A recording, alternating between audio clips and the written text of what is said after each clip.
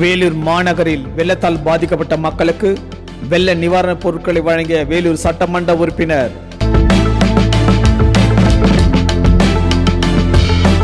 வேலூர் மாநகரில் வெள்ளத்தால் பாதிக்கப்பட்ட இடங்களை தொடர்ந்து பார்வையிடுவதுடன் வெள்ளத்தால் பாதிக்கப்பட்ட மக்களுக்கு வெள்ள நிவாரணப் பொருட்களை வேலூர் சட்டமன்ற உறுப்பினர் திரு ப. கார்த்திகேயன் எம்எல்ஏ வழங்கினார். நிவாரணப் பொருட்களை வழங்கும் போது வேலூர் மாநகர மேயர் திருமதி சுஜாதா, சலவனப்பேட்டை பகுதிகளை செயலாளர் திரு சுந்தர் விஜி, மாமன்ற உறுப்பினர் திருமதி காஞ்சனா கிருஷ்ணமூர்த்தி மற்றும் திமுக நிர்வாகிகள் உட்பட பலர் இருந்தனர். இதேபோல் வேலூர் பூ மார்க்கெட்டில் நடைபெற்று வரும் கால்வாய் பணிகளை வேலூர் சட்டமன்ற உறுப்பினர் திரு ப. கார்த்திகேயன் எம்எல்ஏ ஆய்வு செய்தார்.